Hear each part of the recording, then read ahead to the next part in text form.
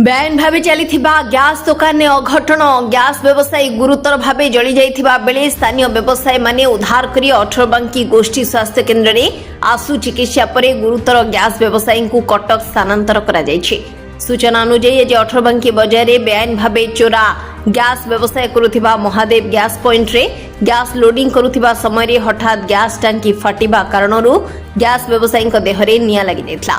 फल चित्कार करी व्यवसायी जनक बाहर को दौड़ी पड़ाई। घटना को देखी आखपाख व्यवसायी माने उद्धार करी 18 बांकी मेडिकल नहीं अवस्था गुरुतर रही। पारादीप विभिन्न अंचल में अनेक एभली चोरा गैस दुकान करी खुलाम खुला व्यवसाय करुथिले मध्य एथिप्रति प्रशासन जेभली आखि बुझी देछि।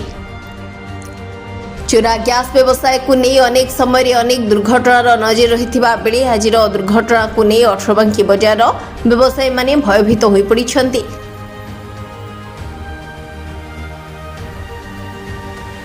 तेबे गैस टांकी फाटिबा कारणरू आज एक बड़ धरणर दुर्घटनार अल्प किए बर्ती जाइथिबा बेले 18 बांकी सह पारादीप अंचल में चलुथिबा समस्त चोरा गैस दुकान को प्रशासन तरफ रोक लगाइबाकू 18 बांकी बणिक संघर व्यवसायी माने अनुरोध करिसेंति।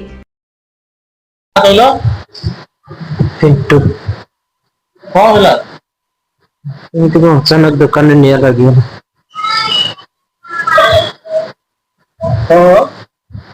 अचानक कहीं दुकान में निया लगी गैस टांकी लीकेज होगी कौन सी कारण तार घर भीतर निया लगी जाइए तार मुह पछ आग सब पोड़ी पाड़ी जाइए। तेणुक से गैसटा आम जहाँ हूँ से गैसटा मार्केट रहा ठीक नुहे। गैस रही बहुत बार है थे नुह 5-10 थर है। आम भी कई थर फायर गाड़ी डाकिकी निभे भी सारी आईन जिनस नुहे बेआईन गैस बेपार ये सीना निज व्यवसायी कर संपूर्ण मार्केट जली जाए कि नथब ये गैस दुकान गोटे पिला गैस दुकान करथिला तार गोटे गैस से फाटी से प्राय 30% इंजुरी इंजुरी है आम नहीं मेडिकल मेडिकल प्राथमिक चिकित्सा दि जाए।